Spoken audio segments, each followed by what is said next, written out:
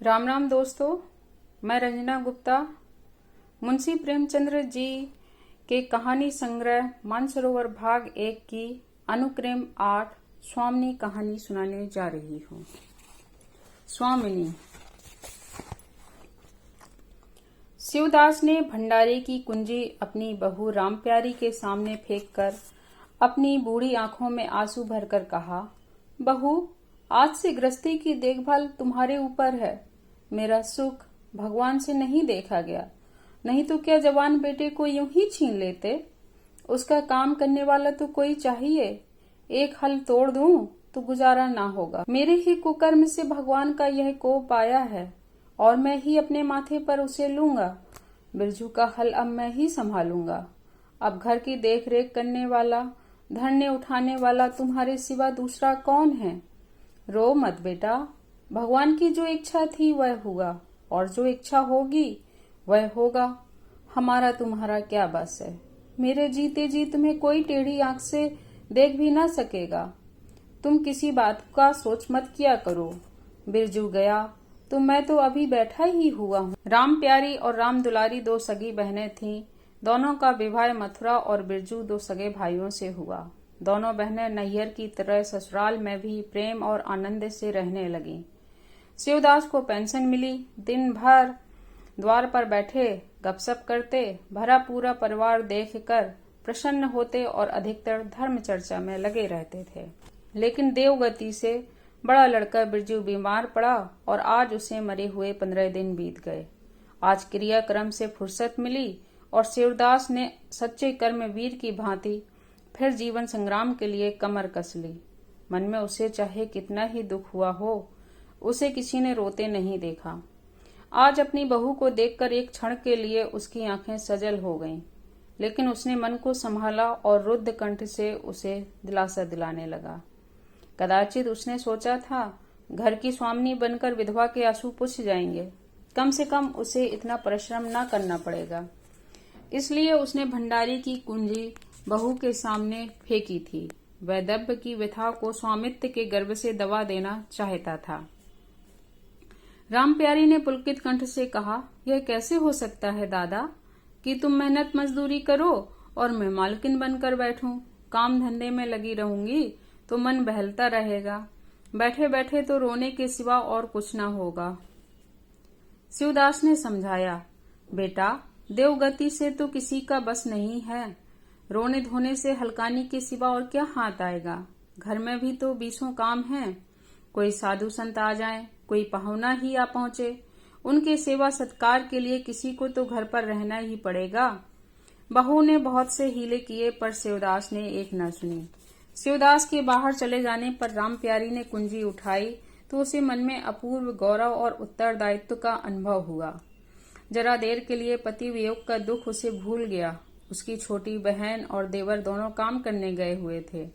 शिवदास बाहर था। घर बिल्कुल खाली था। इस वक्त वह निश्चिंत होकर भंडारे को खोल सकती है।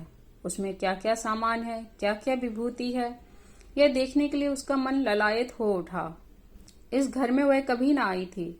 जब कभी किसी को कुछ देना या किसी से कुछ लेना होता था, तभी शिवदास आकर इस कोठरी को खोला करता था। फिर उसे बंद कर वह ताली अपने कमरे में रख लेता था। राम प्यारी कभी कभी द्वार की दराजों से भीतर झांकती थी, पर अंधेरे में कुछ न दिखाई देता था।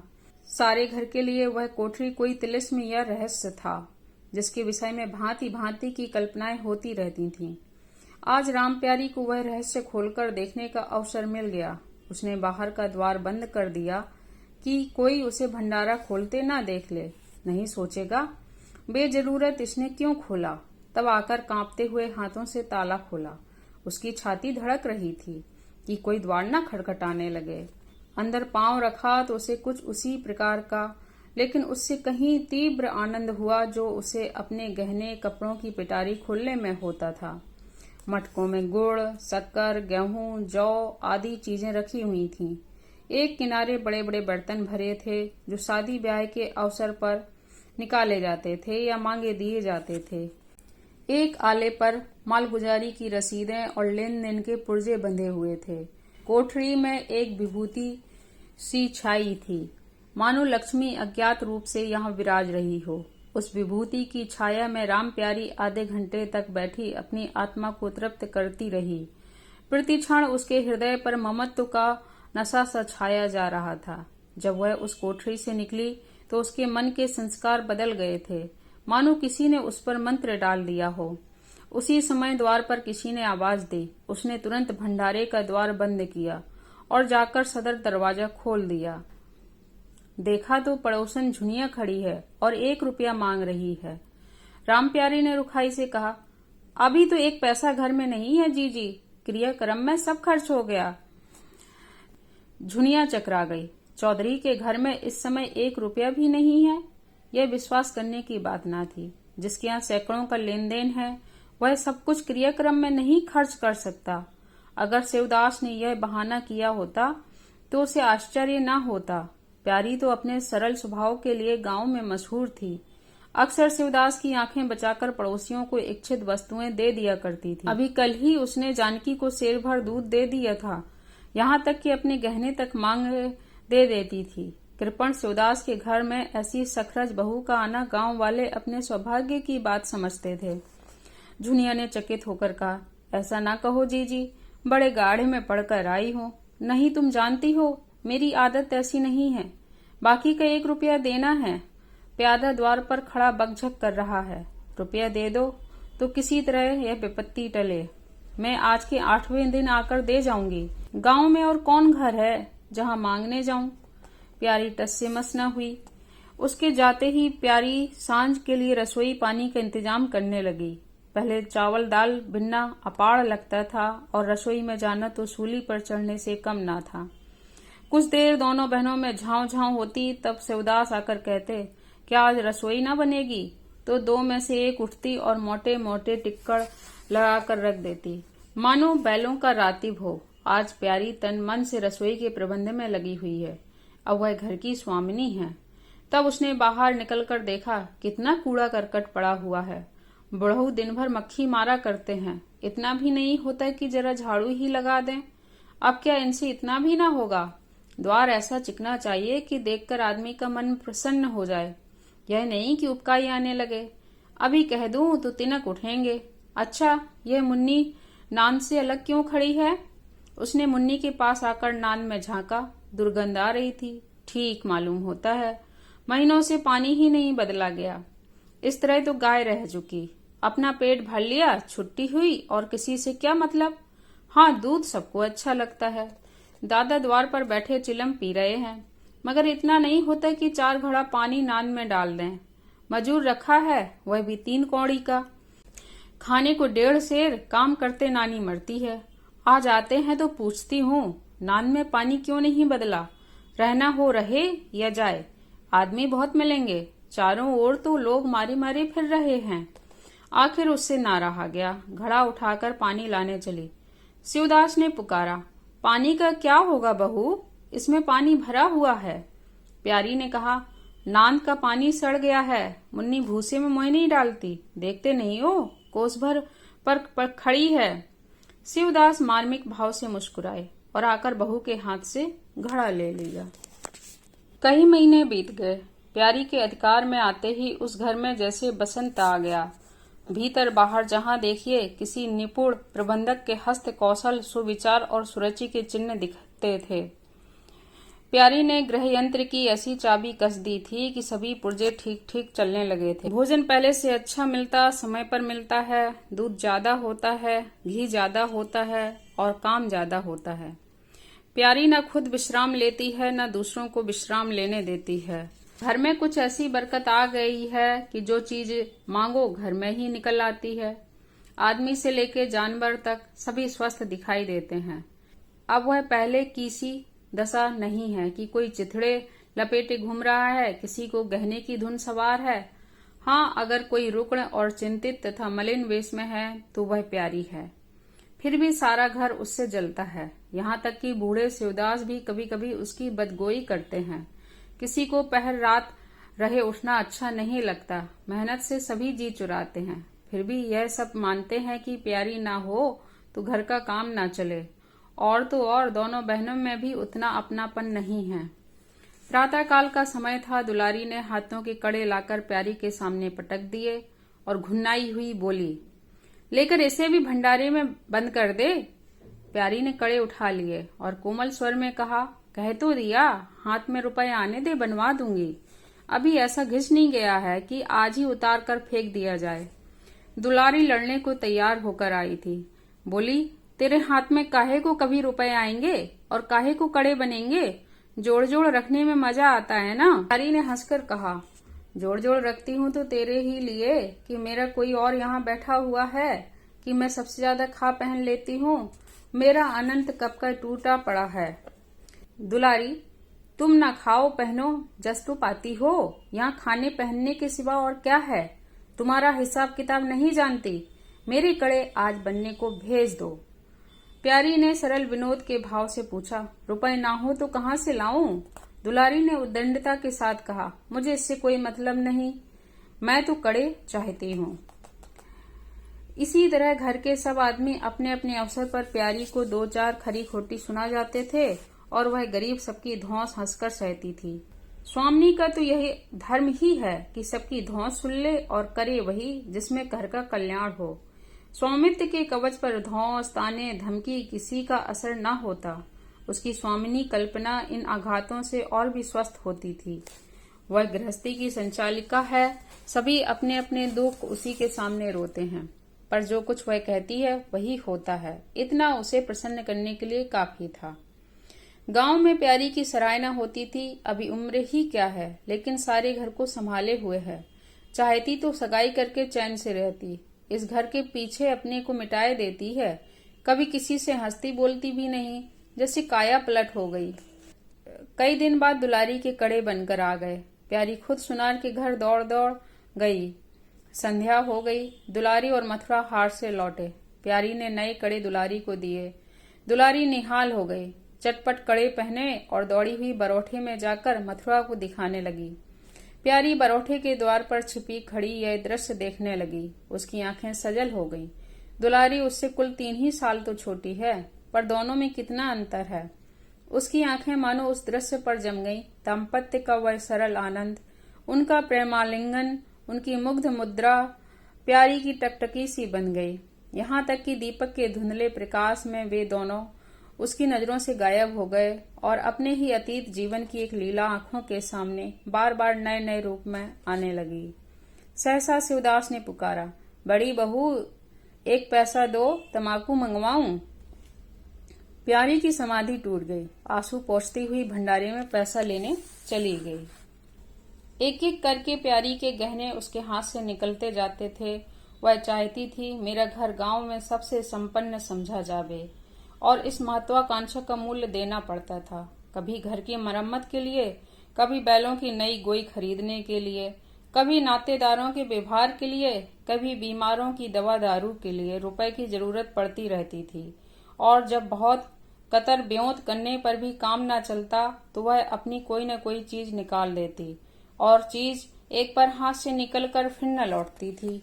वह चाहती तो इनमें से कितने ही खर्चों को टाल जाती, पर जहाँ इज्जत की बात आ पड़ती थी वह दिल खोल कर खर्च करती। अगर गांव में हेटी हो गई तो क्या बात रही, लोग उसी का नाम तो धरेंगे। दुलारी के पास भी गहने थे। 2-1 चीजें मथुरा के पास भी थीं, लेकिन प्यारी उसकी चीजें ना छूती। उनके खाने पहनने के दिन हैं, वे इस जंजाल में क्यों फंसे। दुलारी को लड़का हुआ तो प्यारी ने धूमधाम से जन्मोत्सव मनाने का प्रस्ताव किया। शिवदास ने विरोध किया, क्या फायदा, जब भगवान की दया से सगाई ब्याह के दिन आएंगे तो धूमधाम कर लेना। प्यारी का हौसला से भरा दिल भला क्यों मानता। बोली, कैसी बातें करते हो दादा, पहलौटी लड़के के लिए भी धूमधाम ना हुआ तो कब होगा। मन तो नहीं मानता, फिर दुनिया क्या कहेगी। नाम बड़े दर्शन थोड़े। मैं तुमसे कुछ नहीं मांग, अपना सारा सरंजाम कर लूंगी। गहनों के माथे जाएगी और क्या। शिवदास ने चिंतित होकर कहा, इस तरह एक दिन धागा भी न बचेगा। कितना समझाया बेटा, भाई भौजाई किसी के नहीं होते। अपने पास 2 चीजें रहेंगी तो सब मोह जोहेंगे, नहीं कोई सीधी बात भी न करेगा। प्यारी ने ऐसा मुंह बनाया मानो वह ऐसी बूढ़ी बातें बहुत सुन चुकी है, और बोली, जो अपने हैं वे भी न पूछें तो भी अपने ही रहते हैं। मेरा धर्म मेरे साथ है, उनका धर्म उनके साथ है। मर जाऊंगी तो क्या छाती पर लाद ले जाऊंगी। धूमधाम से जन्मोत्सव मनाया गया। बरही के दिन सारी बिरादरी का भोज हुआ। लोग खा पी कर चले गए तो प्यारी दिन भर की थकी मांदी आंगन में एक टाट का टुकड़ा बिछाकर कमर सीधी करने लगी। आंखें झपक गईं। मथुरा उसी वक्त घर में आया। नवजात पुत्र को देखने के लिए उसका चित्त व्याकुल हो रहा था। दुलारी सौर गृह से निकल चुकी थी। गर्भावस्था में उसकी देह क्षीण हो गई थी। मोह भी उतर गया था, पर आज स्वस्थता की लालिमा मुख पर छाई हुई थी। मातृत्व के गर्व और आनंद ने अंगों में संजीवनी सी भर रखी थी। सौर के संयम और पौष्टिक भोजन ने देह को चिकना कर दिया था। मथुरा उसे आंगन में देखते ही समीप आ गया और एक बार प्यारी की ओर ताककर उसके निद्रा मग्न होने का निश्चय करके उसने शिशु को गोद में ले लिया और उसका मुंह चूमने लगा। आहट पाकर प्यारी की आंखें खुल गईं, पर उसने नींद का बहाना किया और अधखुली आंखों से यह आनंद क्रीड़ा देखने लगी। माता और पिता दोनों बारी बारी से बालक को चूमते, गले लगाते और उसके मुंह को निहारते थे। कितना स्वर्गीय आनंद था। प्यारी की त्रसित लालसा एक क्षण के लिए स्वामिनी को भूल गई। जैसे लगाम से मुखबद्ध, बोझा से लदा हुआ, हाँकने वाले की चाबुक से पीड़ित, दौड़ते दौड़ते बेदम में तुरंग हिनहिनाने की आवाज सुनकर कनौतियां खड़ी कर लेता है और परिस्थितियों को भूलकर एक दबी हुई हिनहनाहट से उसका जवाब देता है। कुछ वही दशा प्यारी की हुई। उसका मातृत्व जो पिंजरे में बंद मूक निश्चेष्ट पड़ा हुआ था, समीप से आने वाली मातृत्व की चहकार सुनकर जैसे जाग पड़ा और चिंताओं के उस पिंजरे से निकलने के लिए पंख फड़फड़ाने लगा। मथुरा ने कहा, यह मेरा लड़का है। दुलारी ने बालक को गोद में चिमटाकर कहा, हाँ है, क्यों नहीं। तुम्ही ने तो 9 महीने पेट में रखा है। सांसत तो मेरी हुई, बाप कहलाने के लिए तुम कूद पड़े। मथुरा, मेरा लड़का ना होता तो मेरी सूरत का क्यों होता। चेहरा मोहरा रूप रंग सब मेरा ही सा है कि नहीं। दुलारी, इसमें क्या होता है। बीज बनिए के घर से आता है, खेत किसान का होता है, उपज बनिए की नहीं होती, किसान की होती है। मथुरा, बातों में तुमसे कोई न जीतेगा। मेरा लड़का बड़ा हो जाएगा तो मैं द्वार पर बैठकर मजे से हुक्का पिया करूंगा। दुलारी, मेरा लड़का पढ़ेगा लिखेगा, कोई बड़ा ओहदा पाएगा, तुम्हारी तरह दिन भर बैल के पीछे न चलेगा। मालकिन से कहना है कल एक पालना बनवा दें। मथुरा, अब बहुत सवेरे न उठा करना और छाती फाड़कर काम भी न करना। दुलारी, यह महारानी जीने देगी। मथुरा, मुझे तो बेचारी पर दया आती है। उसके कौन बैठा है, हम ही लोगों के लिए तो मरती है। भैया होते तो अब तक 2-3 बच्चों की माँ हो गई होती। प्यारी के कंठ से आंसुओं का ऐसा वेग उठा कि उसे रोकने में सारी देह कांप उठी। अपना वंचित जीवन उसे मरुस्थल सा लगा, जिसकी सूखी रेत पर वह हरा भरा बाग लगाने की निष्फल चेष्टा कर रही थी। सहसा शिवदास ने भीतर आकर कहा, बड़ी बहू क्या सो गई। बाजे वालों को अभी परोसा नहीं मिला, क्या कह दूं। कुछ दिनों के बाद शिवदास भी मर गया। उधर दुलारी के 2 बच्चे और हुए। वह भी अधिकतर बच्चों के लालन पालन में व्यस्त रहने लगी। खेती का काम मजदूरों पर आ पड़ा। मथुरा मजदूर तो अच्छा था, संचालक अच्छा ना था। उसे स्वतंत्र रूप से काम लेने का कभी अवसर न मिला था। खुद पहले भाई की निगरानी में काम करता रहा, बाद को बाप की निगरानी में काम करने लगा। खेती का तार भी ना जानता था। वही मजूर उसके यहाँ टिकते थे जो मेहनती नहीं, खुशामद करने में कुशल होते थे। इसलिए प्यारी को अब दिन में 2 बार चक्कर हार का भी लगाना पड़ता। कहने को तो अब मालकिन थी, पर वास्तव में घर भर की सेविका थी। मजूर भी उससे त्योरियां बदलते। जमींदार का प्यादा भी उसी पर धौंस जमाता। भोजन में भी किफायत करनी पड़ती। लड़कों को तो जितनी बार मांगे उतनी बार कुछ न कुछ चाहिए। दुलारी तो लड़कोरी थी, उसे भी भरपूर भोजन चाहिए।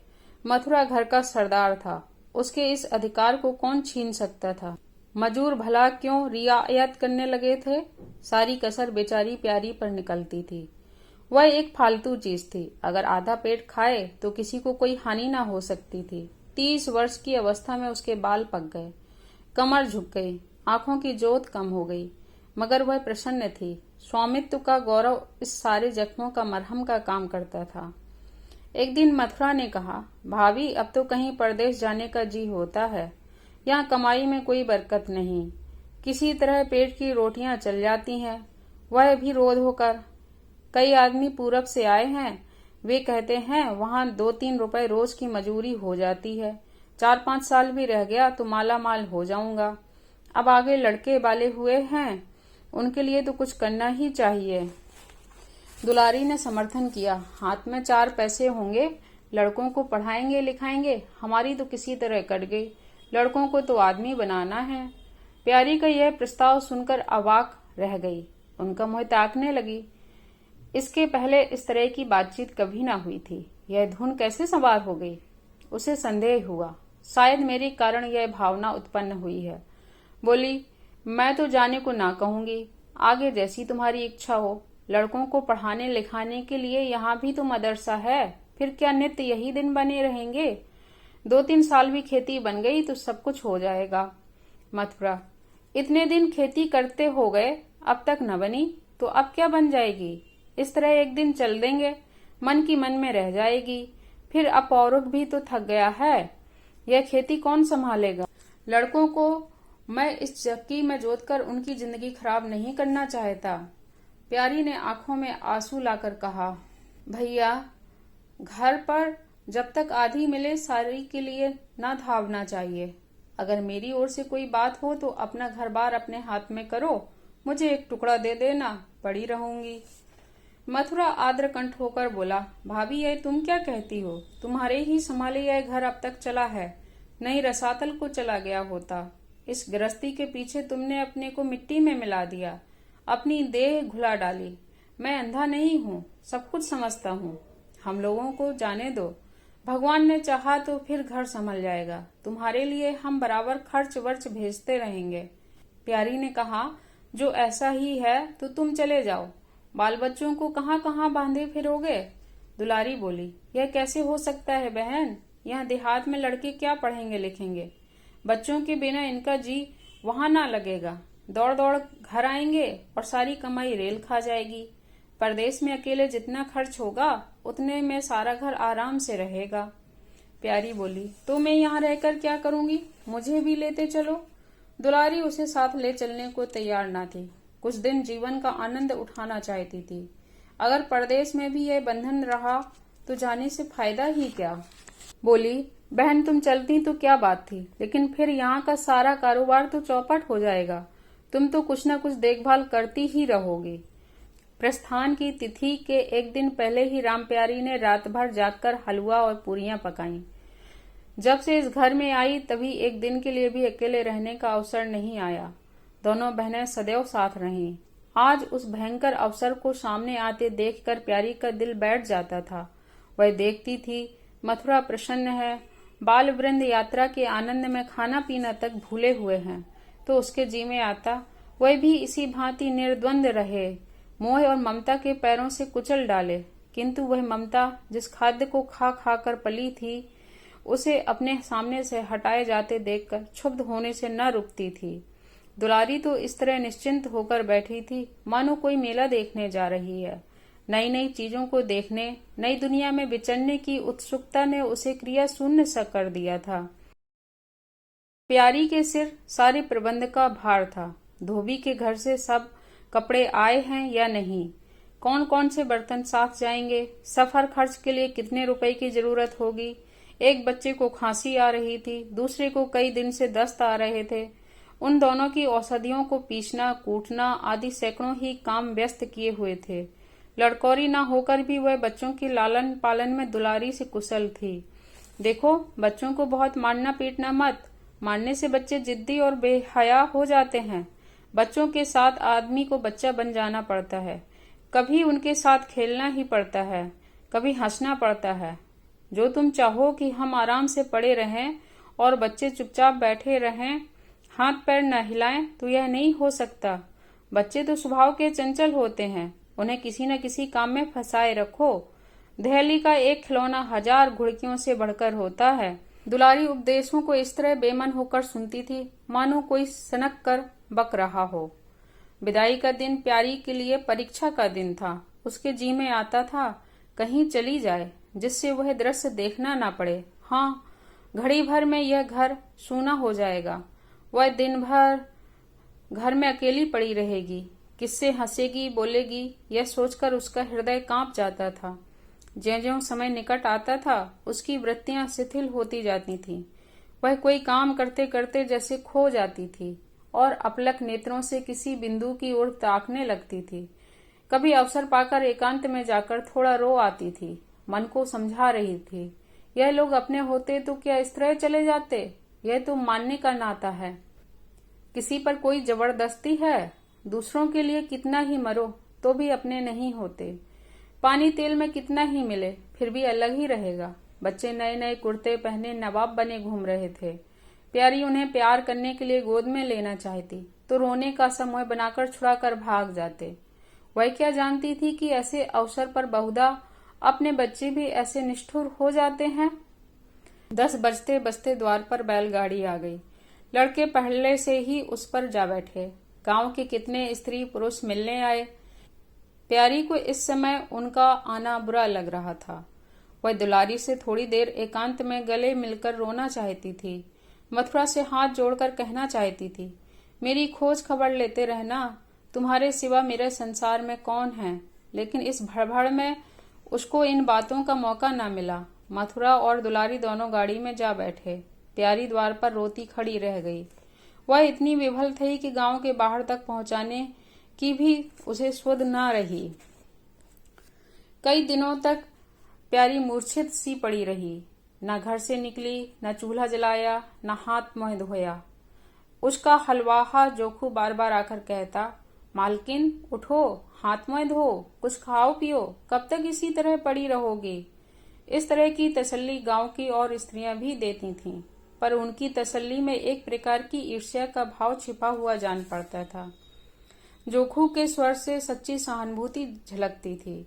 जोखू कामचोर, बातूनी और नशेबाज था। प्यारी उसे बार बार डांटती रहती थी। 2-1 बार उसे निकाल भी चुकी थी, पर मथुरा के आग्रह से फिर रख लिया था। आज भी जोखू की सहानुभूति भरी बातें सुनकर प्यारी झुंझलाती। यह काम करने क्यों नहीं जाता? यहाँ मेरे पीछे क्यों पड़ा हुआ है? मगर उसे झिड़क देने को जीना चाहता था। उसे इस समय सहानुभूति की भूख थी। फल कांटेदार वृक्ष से भी मिले तो क्या उन्हें छोड़ दिया जाता है? धीरे धीरे क्षोभ का वेग कम हुआ।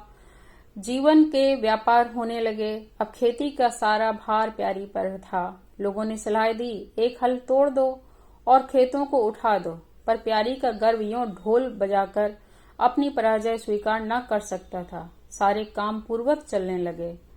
उधर मथुरा की चिट्ठी पत्री न भेजने से उसके अभिमान को और भी उत्तेजना मिली। वह समझता है मैं उसके आश्रय बैठी हूँ, यहाँ उसको भी खिलाने का दावा रखती हूँ। उसके चिट्ठी भेजने से मुझे कोई निधि न मिल जाती। उसे अगर मेरी चिंता नहीं है तो मैं कब उसकी परवाह करती हूँ। घर में तो अब विशेष कोई काम रहा नहीं। प्यारी सारे दिन खेती बाड़ी के काम में लगी रहती। खरबूजे बोए थे, वह खूब फले और खूब बिके। पहले सारा दूध घर में खर्च हो जाता था, अब बिकने लगा। प्यारी की मनोवृत्तियों में भी एक विचित्र परिवर्तन आ गया।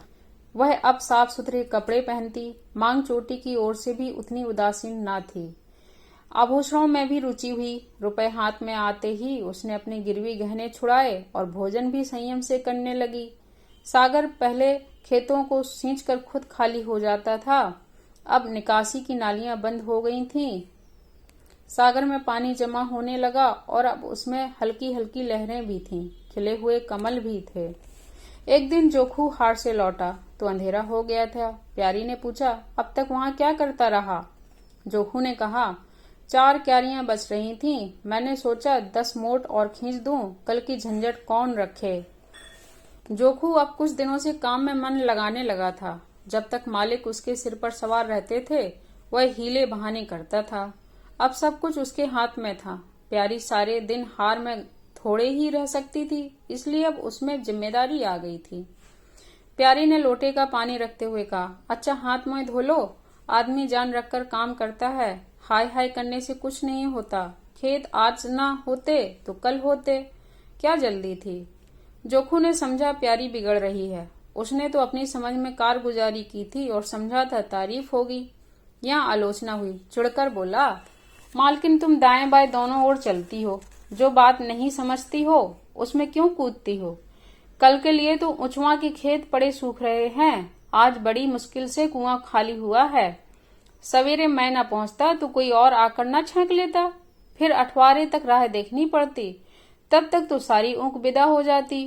प्यारी उसकी सरलता पर हंसकर बोली, अरे तो मैं तुझे कुछ कह थोड़ी रही हूँ पागल।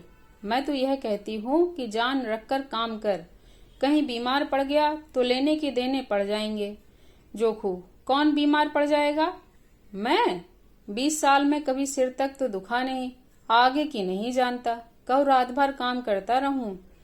प्यारी, मैं क्या जानूं, तुम ही अंतरे दिन बैठे रहते थे और पूछा जाता था तो कहते थे जुर आ गया था, पेट में दर्द था।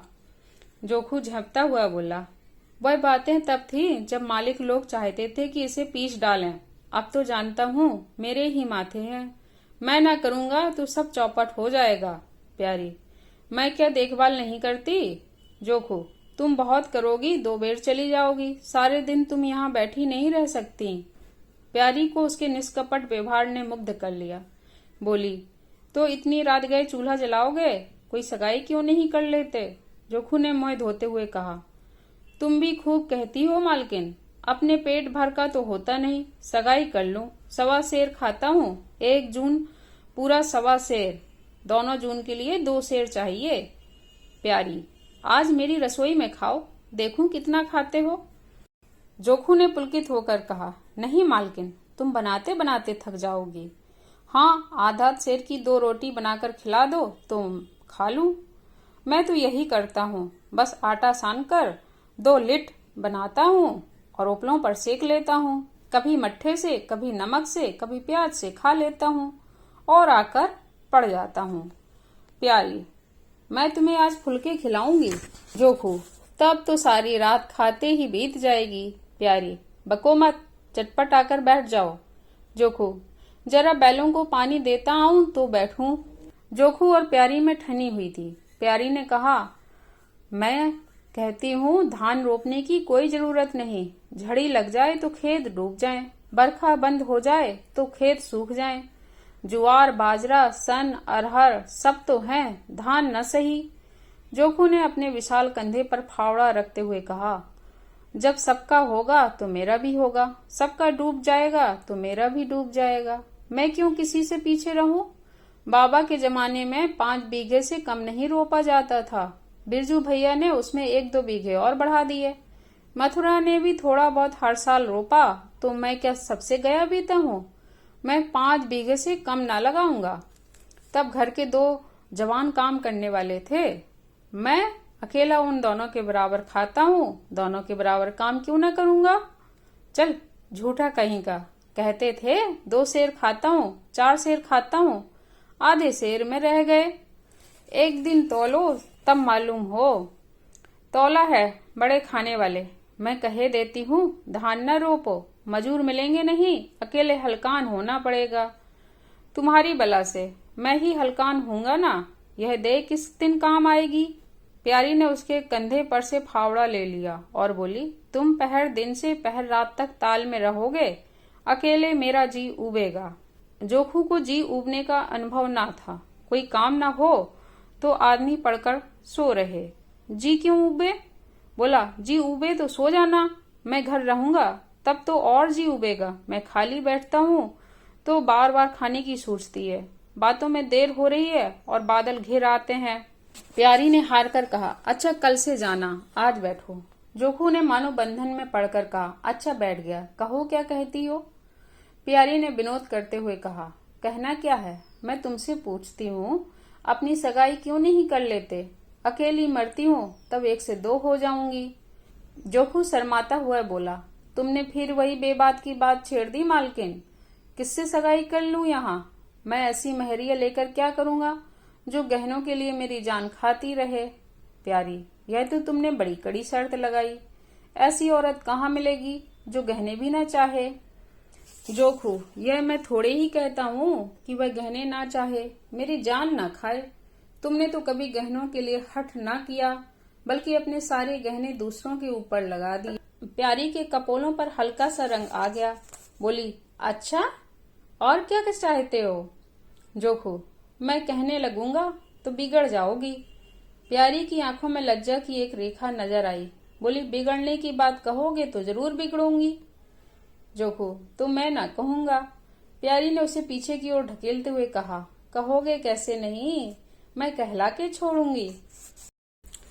जोखू, मैं चाहता हूँ कि वह तुम्हारी तरह हो, ऐसी ही गंभीर हो, ऐसी ही बातचीत में चतुर हो, ऐसी ही अच्छा खाना पकाती हो, ऐसी ही किफायती हो, ऐसी ही हंसमुख हो। बस ऐसी औरत मिलेगी तो करूंगा, नहीं इसी तरह पड़ा रहूंगा। प्यारी का मुख लज्जा से आरक्त हो गया। उसने पीछे हटकर कहा, तुम बड़े नटखट हो। हंसी हंसी में सब कुछ कह गए। धन्यवाद दोस्तों।